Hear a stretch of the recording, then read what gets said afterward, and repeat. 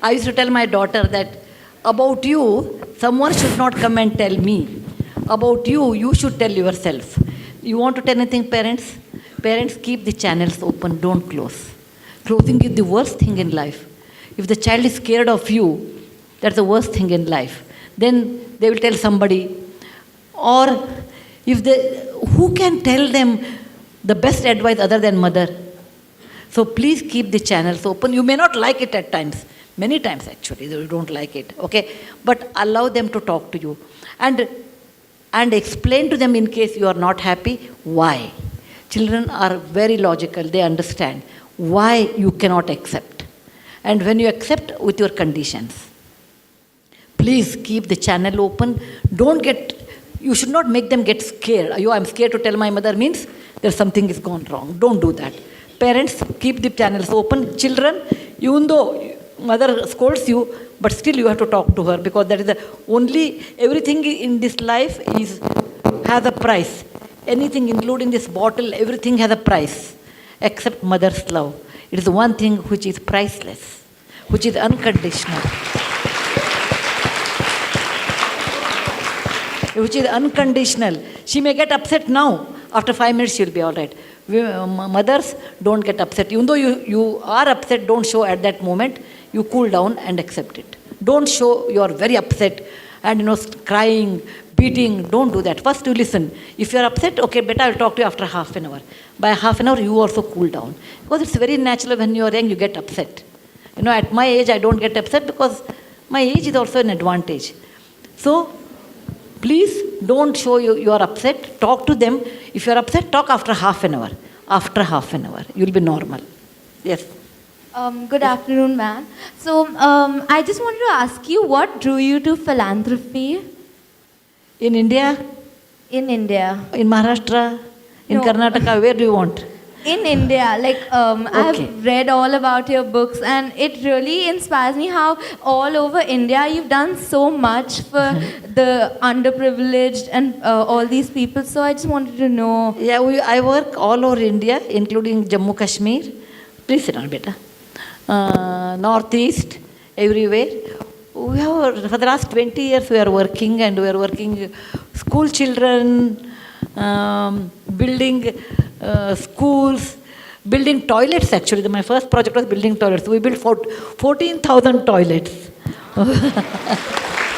14,000 toilets, 4,000 flood houses, handled 7 national calamities like earthquake, tsunami,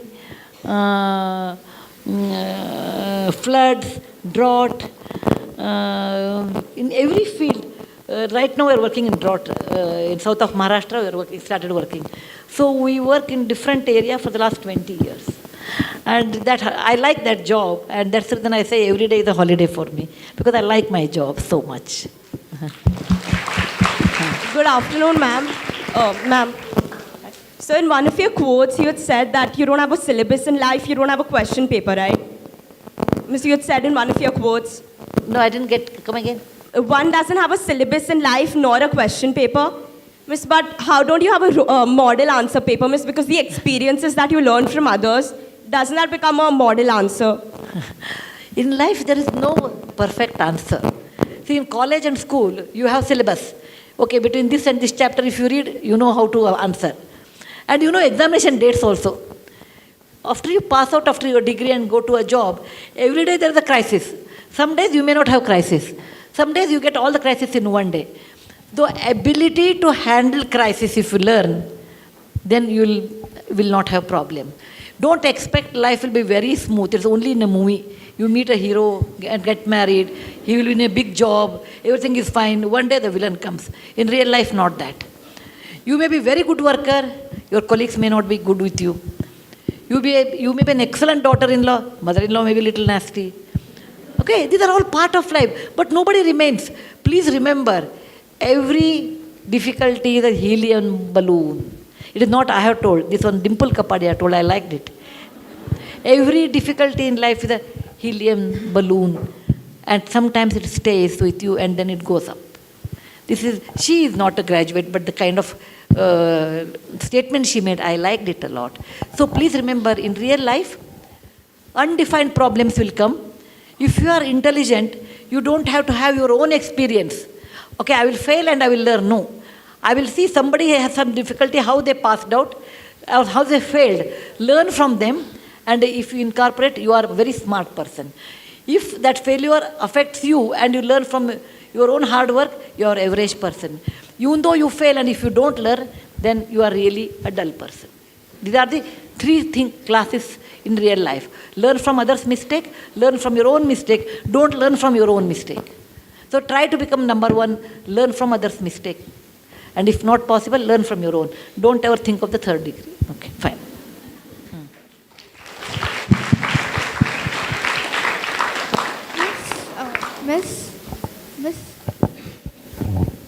Miss, as a writer, what writing advice would you like to give?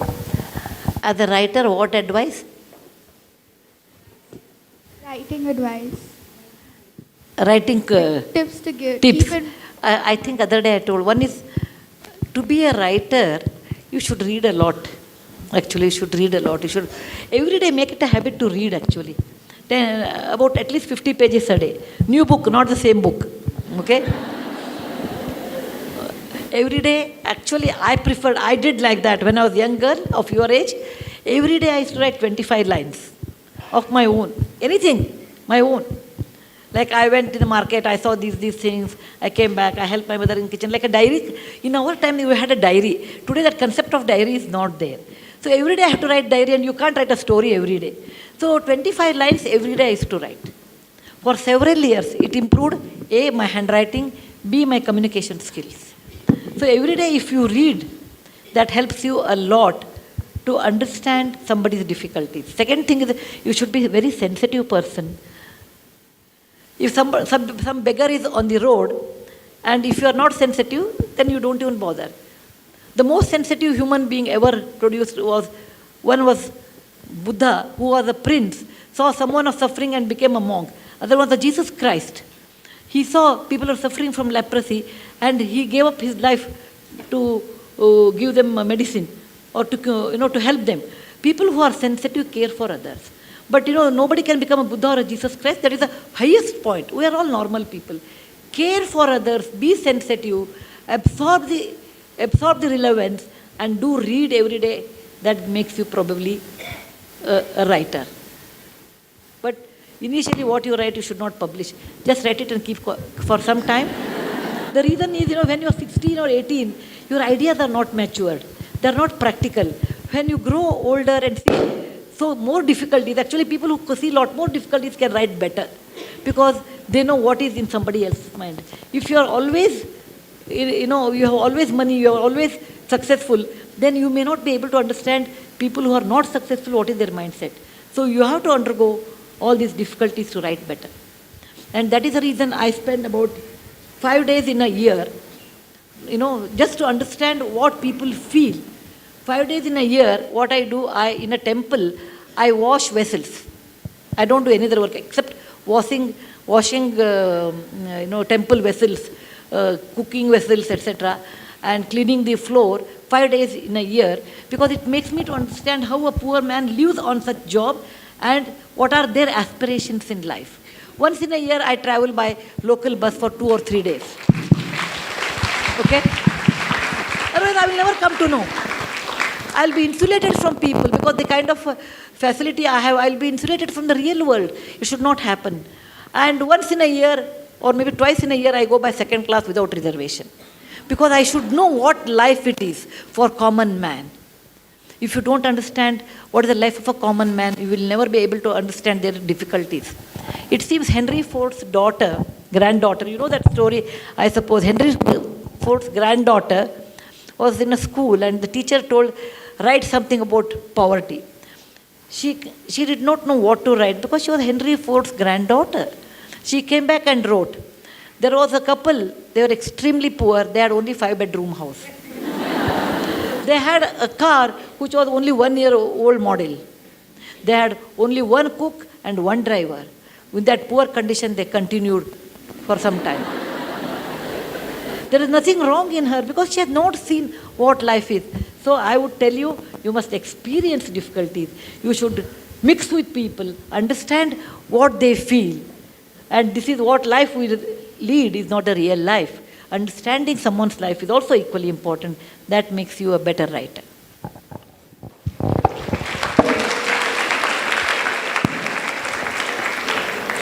Good afternoon, ma'am. Ma'am, what is your... Where are you? Good afternoon, ma'am. Ma'am, what inspires you to do so much every day? Like, what is your inspiration? My schedule every day. Your inspiration. My inspiration are poor people, actually. My inspiration are poor people because when I look at them, I always say everybody wants to be born in a rich family. Everybody wants. Because it's a natural desire, no? You get good education, good food, good facility, everything. But there is an invisible line between poor and rich. Why people are born there, we do not know. There's not invisible, there's a visible line. There's somebody's decision that why somebody has to be born in that family, in that line, and why here. And we don't have control on that. So people who are born that side of the line, they may be as talented as you are, but they have less opportunity. And as a human being, I feel, I personally feel, I don't require that kind of a wealth to lead a normal life. Actually, in real life, people have a lot of misunderstandings regarding wealth. You have a lot of money, you live happily. No, money is only a facilitator in life. But you cannot eat golden rice. You eat the same rice. You really don't require the huge wealth to be happy in life. You require a mindset to be happy in life. So I always feel the money which is given to me, I'm a daughter of a college professor, doctor, and granddaughter of a school teacher, which was a middle class life. And I think when the money was given to me, it has given for a real cause in life. The cause is to help people on the other side. And that's the main strength or inspiration for me. You to start writing books. When I started writing, as a schoolgirl of your age, I told you I used to write a diary, 25 lines a day. Maybe I was 8 years old, I think. I started writing 8 years old, 9 years old, only 25 lines. By 16 or 17, I used to write good essays, actually. I remember when I was 16, I wrote people who are born after death of Gandhi. I wrote something, the India I have seen, I won't remember the title now, after death of Gandhi, what I see in India, or something like imaginary things. But I never published anything. When I was 20, I think I started publishing short stories, small one. But my first book came when I was 28, I think. 28. But I wrote maximum number of books in the last 20 years. Because with Infosys Foundation, I started going to all corners of India, meeting film actors, politicians, prostitutes, Devdasis, Kamatipura, schools, Army Navy camps, Ladakh region, Northeast region, and working in hurricane. All these experiences taught me the reality of life, and I could write more. But I started my first book, I think, was published when I was 28, I think.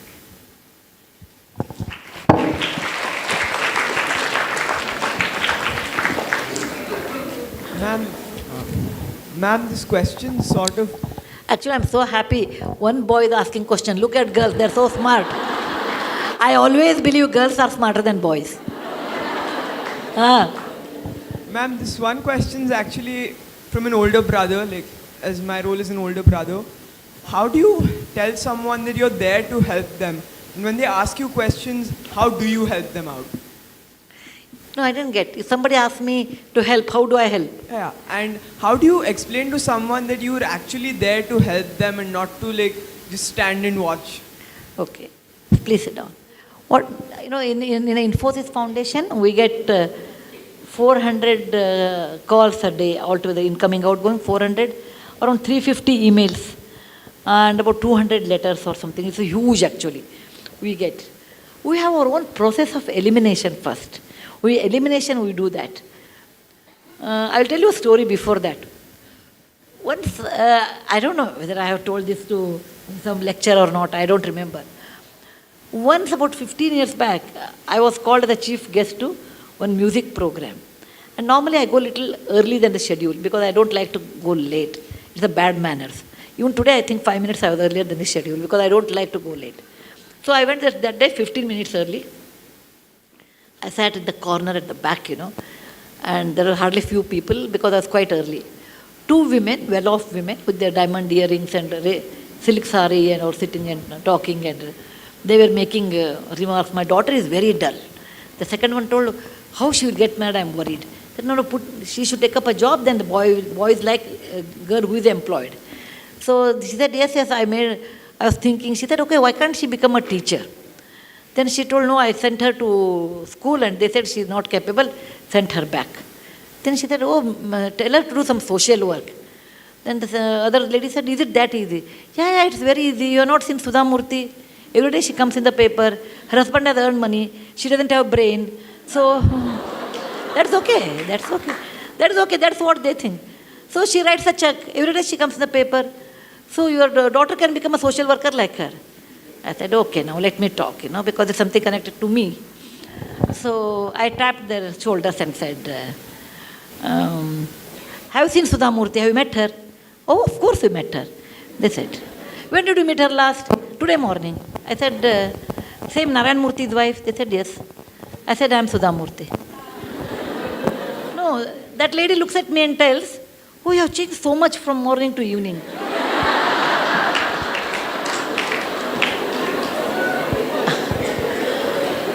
I told her, no, I want to clarify certain things with you. That's the reason I have talked to you. Don't ever look down upon teaching job. A teacher is the most respected job I ever think compared to any job, because they are creating characters, and that's the greatest thing.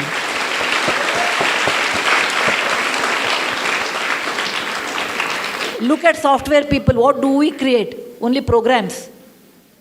Whereas a teacher creates that many characters. Don't ever look down upon that.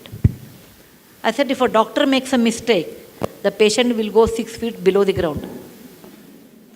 If a magistrate makes a mistake, the person will be hung 6 feet above the ground. If a teacher makes a mistake, the entire batch is wiped out. And it is such a sacred job. Don't ever look down upon that. Coming to social work. I said, just because one has money, one won't become social worker. One can be a donor. A person sits in front of me in 10 minutes, I should measure whether he or she is eligible for the help what you give. It is only a lip sympathy we talk. If I am giving money, how much I should give and when I have to stop. That means I have to assess a person sitting in front of me in 10 minutes. It's not like 10 days or something time I don't have, because I will have 17 appointments a day. So when a person comes to meet us and asking money, before that we do homework. For what they are asking, I have a loan of 50,000, we don't give. I am building a mandir, church or a masjid, we don't give. I'm a Brahmin. I said it is not a criteria to be in life. You belong to one other community. I'm a Kannadiga, very good, but we don't give any money. I belong to Congress or BJP, we don't give any money to such. So we go on eliminating first. Then it comes to hardcore. In that, if we help a person, we don't do any lip sympathy. Oh, I'm there with you, such things we don't talk. We give, we don't give. If we give, with the condition we give. If you don't give, there is nothing to give. Then, if we want to give, we go on a simple principle. If I help for a project, is it going to help lots of poor people in that area? Bahujana hitaya, bahujana sukhaya. If I help, people ask us, I got an admission in Harvard, will you help us? I said no.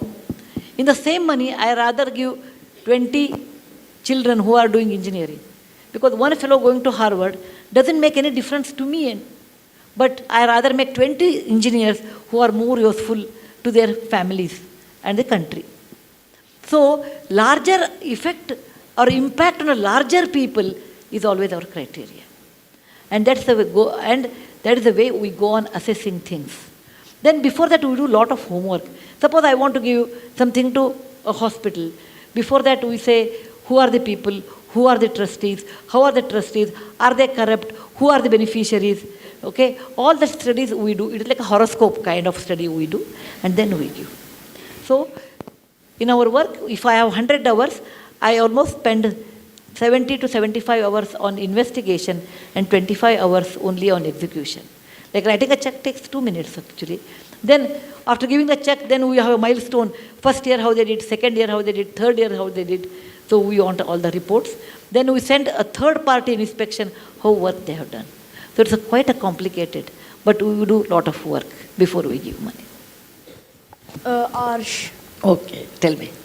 I've read a few of your books and I want to ask the question if they are really based on your life and they have a real meaning. Which book you have read? I've read the Secret of the Lost Temple, I think. Okay, I'll tell you a story about it. I know the real things I will tell you. There are some books which are 100% real or 99% real. 1% I change the name, make the situation different. Wise and otherwise, the day I stopped drinking milk, how I taught my grandmother to read, they're all real. The old man and his God, they're all real stories. For children, grandma's bags of stories, magic drum, the bird with the golden wings, they're all imaginary. Whereas this book, the Magic of the Lost Temple, is 50%. I have a granddaughter by the name Anushka, and she is 4 years old. I'm assuming when she is 10, she will be like what I have written there. And the grandmother in that is me. Okay, that is me. And that was my granddaughter. And I lived in a village, but now I live in Bangalore. I assumed I go back and live in my village, and Anushka comes from Bangalore. How I will interact with her. They're all real, but imagination is I'm going to village. The pure imagination in that story is 3. The Somanaka temple, there are 3 temples, right? That's all imagination. 50% is truth, 50% is imagination. That's for Nooni I wrote, and even there I call her a Nooni in that. Yeah. Thank you for this.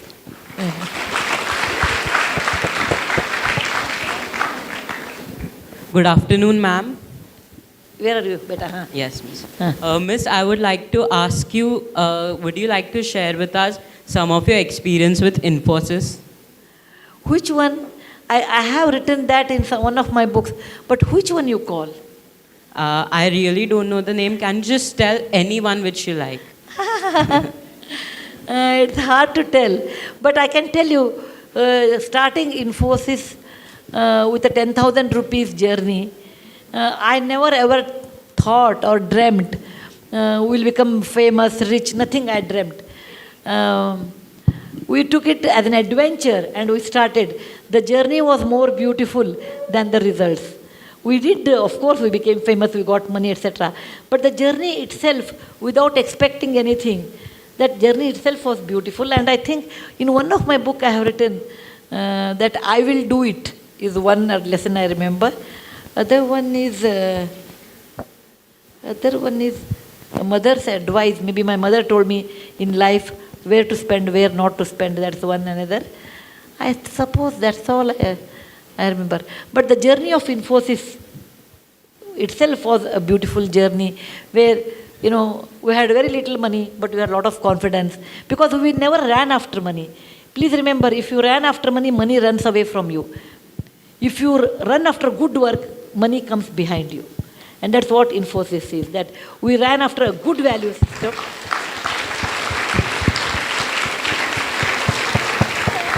And money came. But if you wanted to make, we never thought of making big money, etc. My idea when we started Infosys was, I want to have a scooter and a 2-bedroom apartment. That's all my aim was there at that time. I never aimed money in my life at all, any moment of time, because money never fascinated me. It is the book which fascinated me. It is the knowledge which fascinated me. It is the children who they fascinated me. So my fascinations were so different. So money never fascinated me. So the journey of Infosys was more of our value system, how we ran, and with absolutely no money and absolutely nothing, we felt bad also. I used to drive the car. Later we had a car. I was a driver for a long time to drop everybody, pick up everyone. Then we all stayed in one house. Rohini Nilekani, myself, and Sudha Gopalakrishnan. We used to cook. I never used to cook. They used to cook, but I used to take the food. So we lived like a joint family for some time. And my children were looked after by Rohini Nilekani. They will not do office work, whereas I will do my office work. She will do other work. As I used to be, if programmer is on leave, I will go and do programming. After all, it was a journey of our 5 fundamental founders lived in a joint family, or different language, different community, different state, lived like one family, and lived with a value system. And that's what I can call our journey.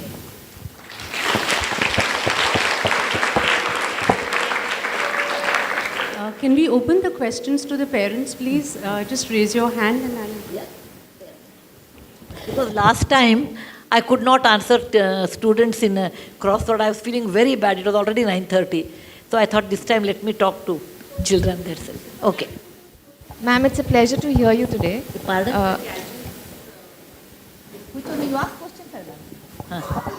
Yes. Ma'am, it's a pleasure to hear you today. And thanks, PTA, for organizing this.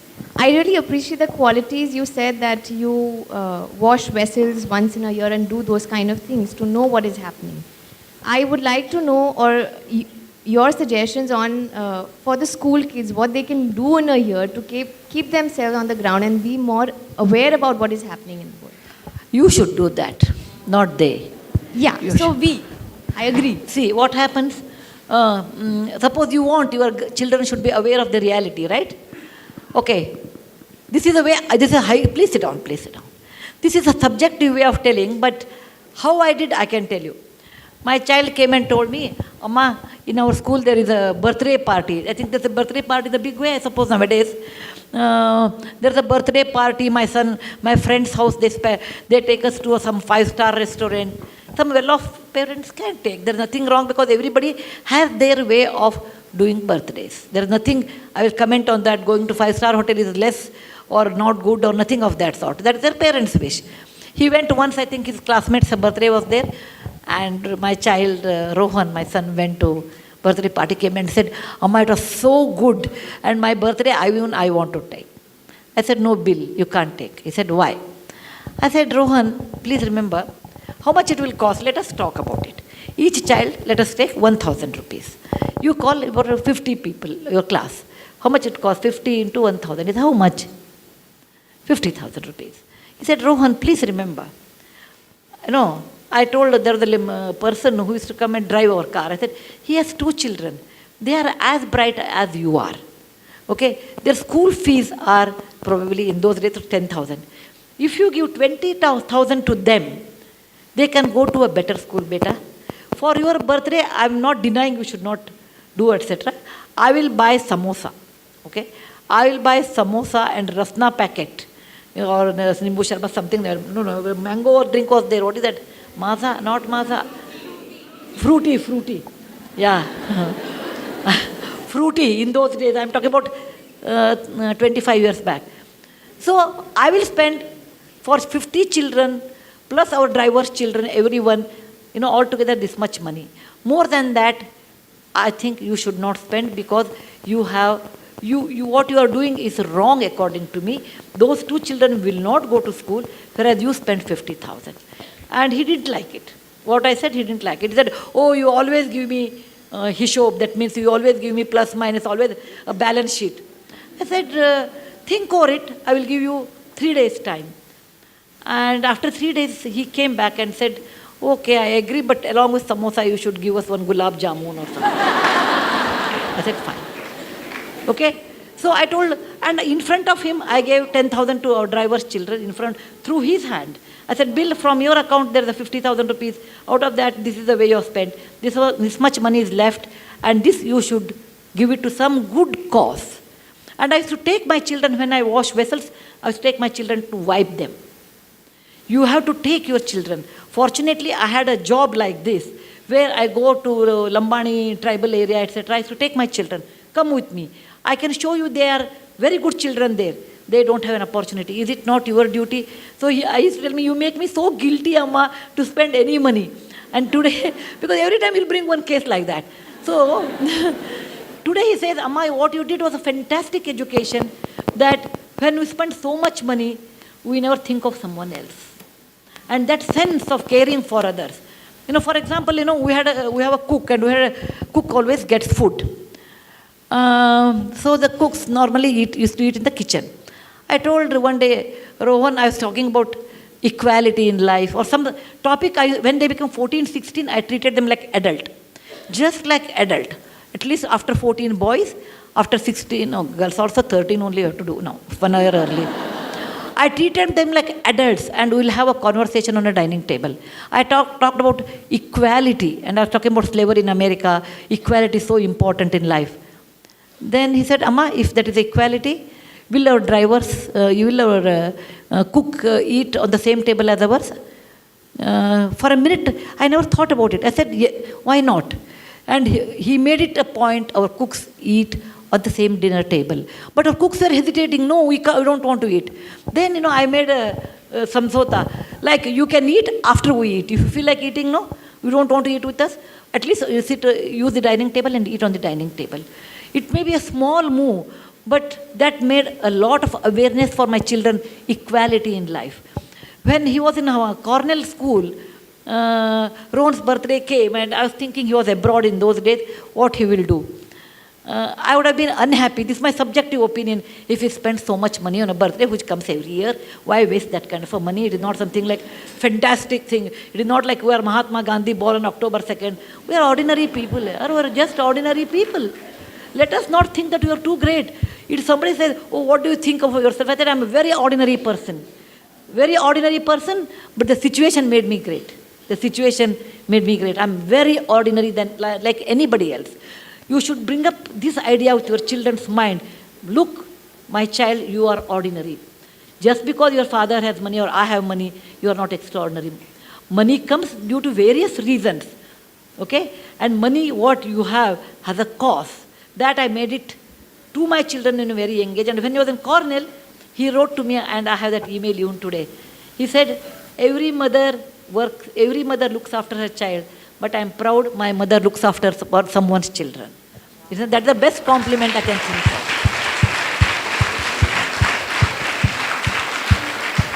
of. He got a scholarship.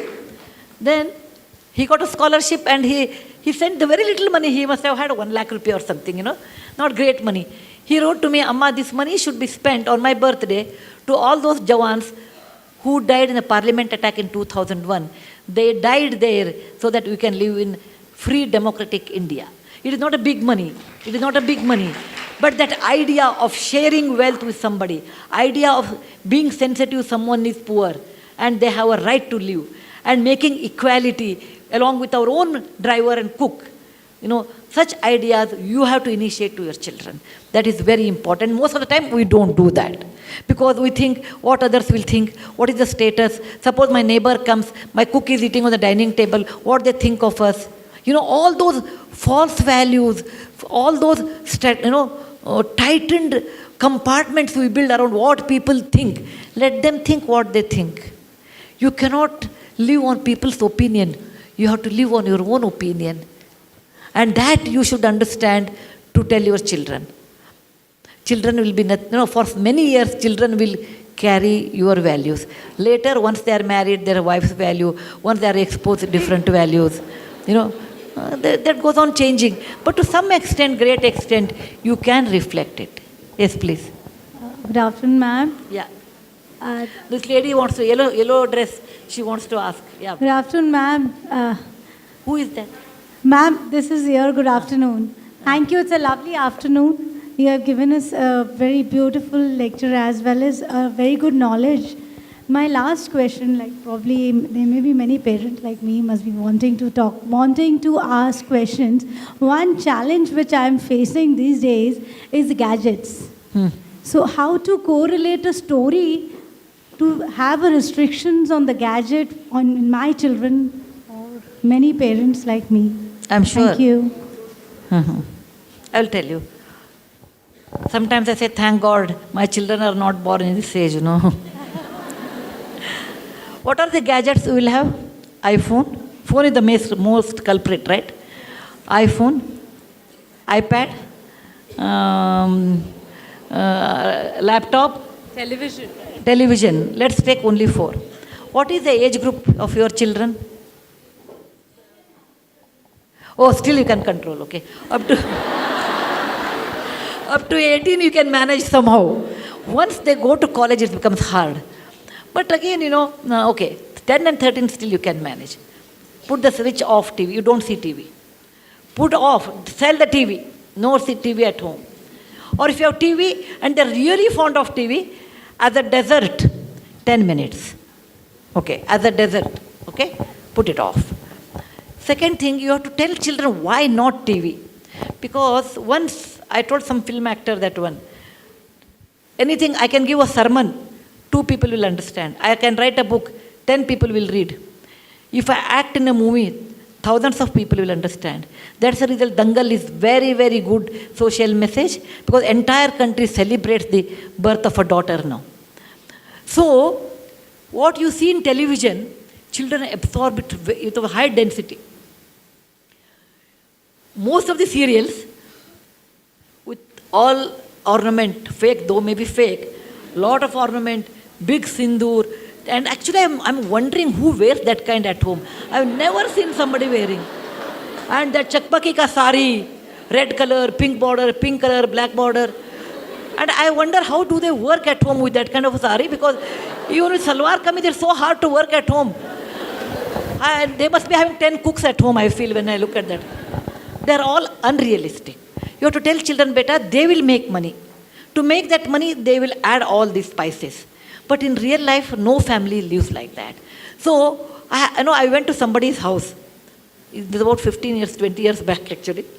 That day it was a Draupadi Vastraparana was there. And my friend's daughter was getting married. So she said, Sudha, the marriage at 6 o'clock. I said, what, 6 in the morning? December 6 in Bangalore means temperature is 10 degrees, 12 degrees. Who will come for Muhurta? She said, the Pandit said, today the Draupadi Vastraparana, 9 o'clock is serial, and 6 o'clock is one Muhurta. Other Muhurta is at 9 o'clock, and I will not conduct your daughter's wedding. 6 o'clock was the wedding Muhurta. So, you should see TV, but to not an extent become addictive or its slave. It may be TV, it may not be TV. In general, slavery is bad. It could be for gutka, it could be for cigarette, it could be for alcohol. Because, my next book is going to come with alcohol anonymous work, how people become alcoholic, how women become alcoholic, how children, parents seeing that children become. So on that I'm writing an essay, and for that I'm working on with alcohol people now. What makes them? They say any addiction is bad. It may be too much work, too much movie, too much television, too much eating. Anything too much is bad. Don't think watching TV is bad. Anything too much is bad. Anything too much is very bad. And that you have to tell children. Look, even I like to see, but I'm not seeing because I feel it's a waste of time. It don't happen in one day. It takes some time. And then they appreciate. Now coming to iPhone, iPad, okay? As a children, no, if they don't require, don't buy iPad. If they don't require, don't buy iPad. Don't give birthday gifts as iPad, iPhone, don't give. Tell me 10, 13 years why they require a phone. Give me one reason why do they require a phone. You want to call someone, call on the landline. Whom they can talk. You have to say that, why do you require a phone? Phone is meant for those people who are extremely busy, they have to communicate something. You are going school going child, why do you require it? So you say, I require phone only to talk when it is needed. You don't talk 2 hours on telephone to your mother, sister. You should not do that. I always tell, I will not talk to you for 2 hours. If I want to talk when children sleep, my sister is abroad, we want to talk sometime. When children sleep at 4 o'clock in the morning, today morning also, that habit has continued with me. If I have to talk to my brother and sister who are abroad, 4 in the morning I will call before children get up. 4 o'clock, 4 a.m. to 4:30. Because I want to communicate, but I don't want my children to say, you talk to your mother and brother half an hour and you tell us not to talk to my friends. Children give you that kind of a reply because they see. First, you have to restrain and tell children anything too much is bad. It is not TV. It is not iPad. Any habit, if you go in deep, is always bad. Okay? That's the one way. Second thing is, you sit with them and start reading with them. Nothing like reading. Nothing like quiz. Okay? Or I will tell you half story, you continue. Or you tell me what happened in the class. Okay, and you have to keep a channel open, talking about your school, your teacher, and they may use saying the teacher was not good. Never ever encourage such things. No, teacher is always right. Maybe you have mistaken. Never ever tell child your teacher is wrong. If you feel, maybe you can talk to a teacher, but never do that in front of a child. No. Yes, beta. Sudhaji, we are very happy to have you here, and there's a lot of extraordinariness in the ordinariness that you have projected. Leave it, huh. But let us Tell know me the question. something- Let us let us know something about the harmonious relationship that you have with your husband, because one of the challenges that today's generation face, especially when two people are working as husband and wife, is to have a harmonious relation. I don't mean in terms of, the love which is deep inside. That is what I mean to say. Now I make a joke on that. I have a good relationship with my husband because we hardly meet.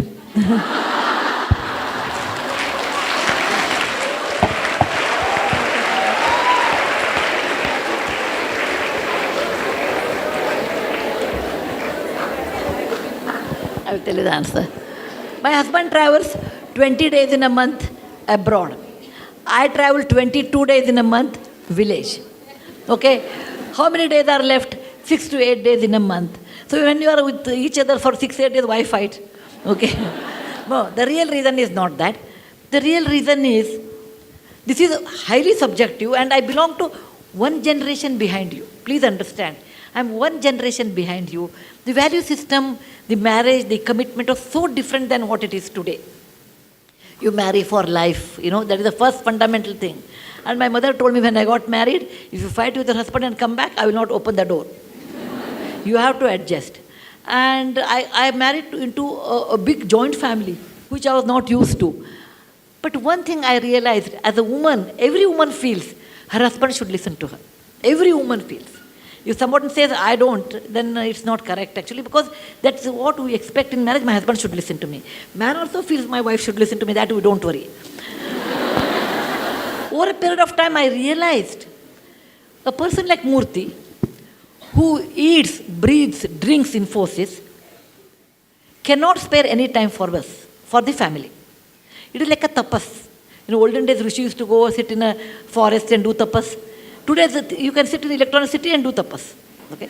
The result of that tapas is Infosys. A son of a school teacher can build an empire like Infosys in one's lifetime of 30 years. It's not a joke. That means the person should be dedicated his entire life for that, dreaming about it, talking about it. Then what is his wife's duty? Expecting me, you have to take me out for a movie, you take me out for a sari birthday, you take me out for this. None of them are possible in his life. So accept a person as he is. That is what I tell women. Accept your husband what he is. What he is not, don't imagine he should be like a Shah Rukh Khan. No. Accept your husband, that bundle. Some good points, some negative points. Because I have some plus, I have some minus. Accept your husband what he is. And the moment you accept, life becomes easy. Second thing, little bit philosophically I thought. After some time, not immediately after marriage, maybe after 5-6 years I realized. Everybody, like what I told, everybody has his or her own life. I have been brought up in a different atmosphere. My father was a doctor. Murthy's father was a school teacher. There were 8 children, we were 4 children. When you are brought up in a different atmosphere, your way of looking at life is also different. Why should I accept my husband should say this is the correct and what he was brought up is not correct? Similarly, he may be thinking about me also same way. Do not expect to see what you see through your eyes, your husband also should see the same way. The moment you please give him a liberty or freedom, what he likes,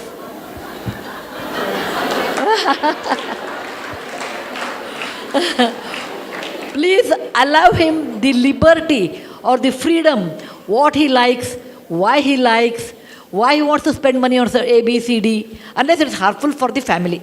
Suppose he gives a little more money to your mother-in-law, little more money to sister-in-law. Let us assume that way. You may get upset for a minute, but you should also remember, whatever said and done, my husband used to do a lot more, actually. Lot more to mother-in-law, to his wife, compared to wife. Initially, I used to get upset. Then I realized, I knew my husband at the age of 26. First 26 years, who has taken care? She. She deserves more. She deserves more. Tell your mind, don't compete with her. After all, he was her son first, then my husband later. And this liberty gave me so much freedom not to contest with him for anything.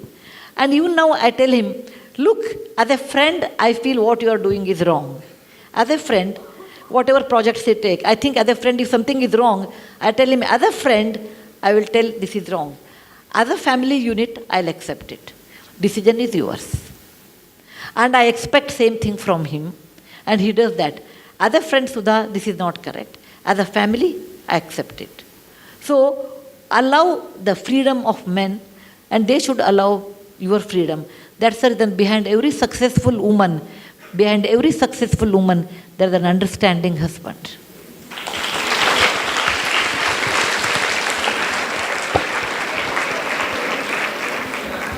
Ma'am, you are working from so many years actually till this age. How do you manage so many roles? How do you try to manage so many roles in a day in your life?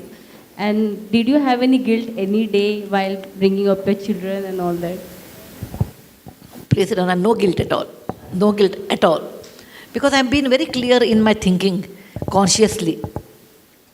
One or two things I wish I could have learned yoga when I was young, but there was no yoga teacher in my village.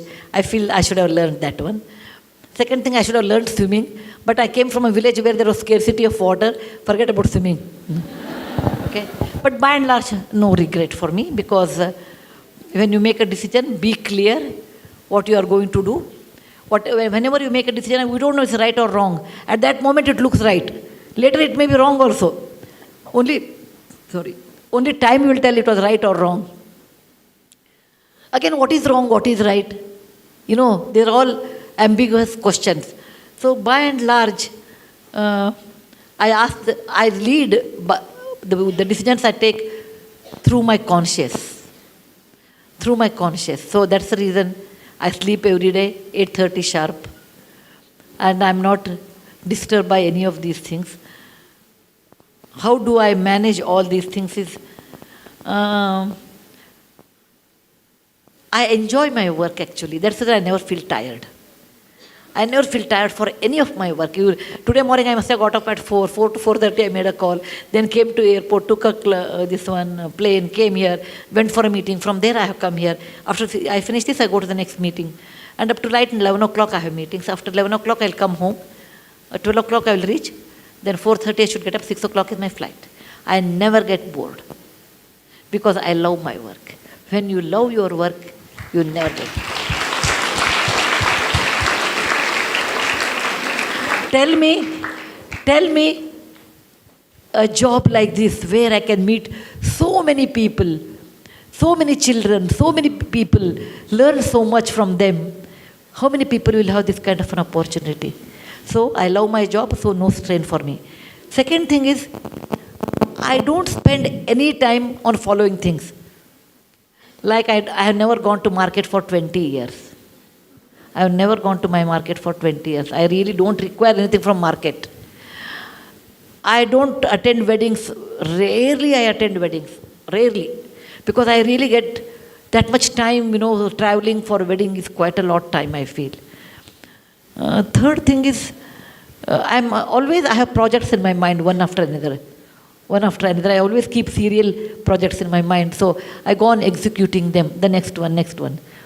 And writing gives me enormous happiness. So once I write, I'll rejuvenate myself. And I normally do not waste time in chit-chatting. There's nothing wrong in that, but I don't enjoy that. I rather convert that time for reading or anything. Basically, you should love your job, what you do. Then you're always young at heart. That's what I want to tell you. Good afternoon, ma'am. Ma'am, as you said right now, and in one of your interviews, you said that you have not shopped for many of years. So, how should we, in particular children, limit ourselves to not do something which we should not like? No. I've not shopped for various reasons. One is, it is a custom in South India. I think my next book is going to have that essay. It is a custom in South India, when you go to Varanasi or Kashi, you should leave what you like the most. The lighter side on this is, I asked Narayan Murthy, why you have not gone to Varanasi? He told, what you like the most you have to leave. So I have to leave you, so I can't go. It is a joke. The custom is, when you go to Kashi, you have to leave what you like the most. There's a custom in South India. My grandparents were very old and they wanted to go to Kashi and have a bath in Ganga, like any religious people in India. And they could not do it because they were in a village, they were old also. So when I grew up, I went to Varanasi on their behalf, and I took water in my hand. I never thought about it. When the water was in my hand in the morning, and I saw sun and remembered the shloka, oh sun, you are the way. My grandfather was a Sanskrit scholar, so I learned Sanskrit in a very young age. We could converse in Sanskrit with him. So I took water in my hand and I remembered the shloka, oh sun, you are the witness in the Ganges, the Ganga of our country, who is a witness for all the civilization in our land. And then it says, I leave something to you. That struck me, what will I leave? Nothing, I became blank. Then I remembered, what is most important for a woman? It is shopping. Let me leave shopping forever to you, Ogan. That's it. After I had my bath, I came up and I said, what did I tell? I leave shopping forever in my life?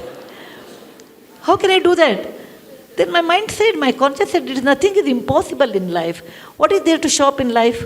It's okay. I was, I think, 45 years old, 45 years old. I said, you have shopped 45 years. What is there? It's only a mindset. And believe it or not, I removed my mind from shopping and I have not gone at all. Or I don't even know what is existing, what is non-existing, how much it costs, nothing. It has given me a tremendous strength to control the mind. Like how Jains do. Jains have a very fantastic way of controlling mind. And that is the best way, that what you like the most, you should leave it. But still I buy medicine, traveling, books and all those things. Still I do.